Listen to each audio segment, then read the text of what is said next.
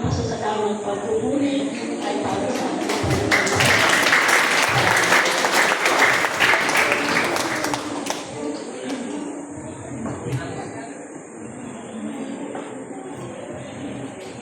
Amen. Salamat sa patotoo na ibinahagi ng ating kapatid, na tunay nga, na kapag ikaw ay isang pastor o lingkod ng ating Panginoon, na, kasi lumaki ako na pastor yung tatay ko, ang laging dalangin niyan, magkaroon siya ng anak na hahalili sa kanya kung sakali man siya'y tumanda, At yun yung laging dalangin ni tatay na sino kaya dito sa apat kong anak na itong lalaki yung papalit sa akin. Ganon lagi yung yan, di ba? Pag tumatayo dito, even sa amin sa lugar na yun, ay yun yung dalangin niya, At bilang isang pastor at anak ng pastor, ay napakahirap na yung tatay mo ay umiyak sa ating Panginoon na yung mga kanunuang tinawag nila ay hindi mawala sa paglilingkod. Amen. Diba? Napakahirap na isa kang pastor at wala kang miyembro.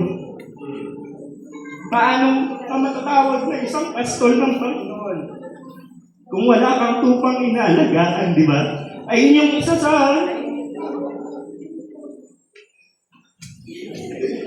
puri ng ating Panginoon. Pero salamat sa Panginoon dahil biyaya ng Panginoon na marami tayo palagi sa gawain ng ating Panginoon. At hindi nagpapagaya yung ating Panginoon Iso Cristo sa bawat isa sa atin. At yun yung ipinagpapasalamat din namin sa Panginoon na patuloy yung paglago ng gawain, di ba? Although, ganoon din sa spiritual at pananampalataya, na patuloy natin nakikita yung mga kapatiran natin na lumalago sa pananampalataya sa ating Panginoon.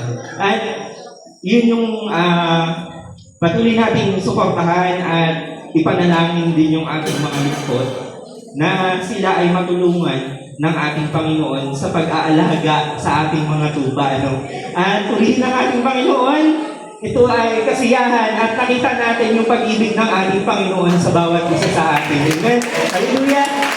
Tayo po ay makakahilig naman ng pangimbilang at hindi matatapos yung kapistahan ng ating Panginoon kung hindi natin makikita tumayo yung ating kananayan. Amen? Praise God! Tinatawagan ko ang ating mga kananayan upang maghandog ng papuring awit para sa ating Panginoon.